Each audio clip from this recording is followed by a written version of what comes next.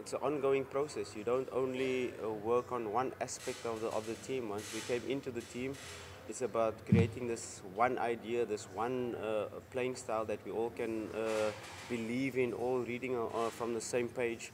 And you start first of all by creating that solid base. You don't build a house really by just putting up the walls. You have to build a foundation, and everybody understanding what we do without the ball, how we be compact without the ball, how we put pressure on opponents, how we set pressing traps to be able to regain the ball, because defending is not only not allowing the opponent to score, but defending can be how do we regain the ball in certain area to be able to score.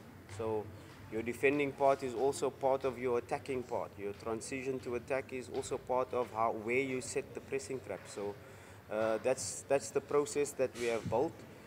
Then it's a moment to train our transitions, what we want to do when we regain the ball. Do we then want to go into possession phase, or is it a moment that we can immediately attack?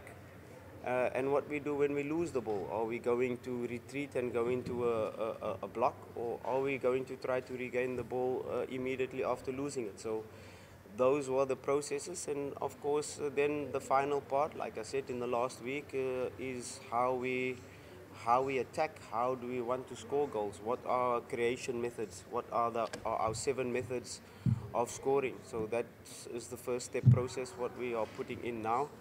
And yeah, it's not a sign one player and put on the light switch and you find light. No, it's an ongoing process. And of course, we've got players that have been in the starting lineup. Suddenly another player comes. You have to adapt slightly to his strengths. Maybe he was a striker that wanted a lot of crosses, but he's a striker that likes to play combination play, or he's a striker that likes the ball in space.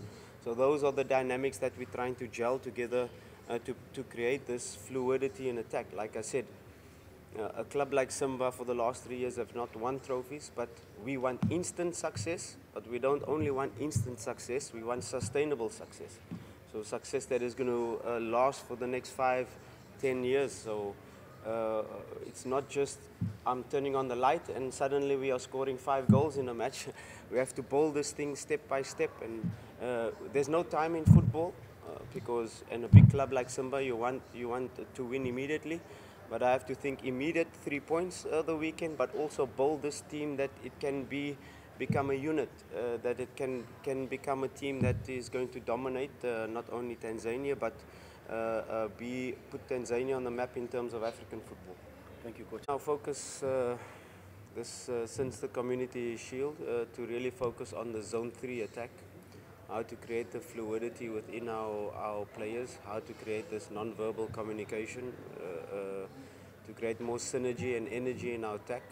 There was a huge improvement in terms of our shots, 20 shots in the last game, real dominance in the last match against a tough team, Coastal Union, but there's always room for improvement.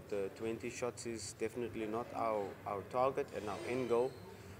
Scoring 1 goal is definitely not our end goal in matches.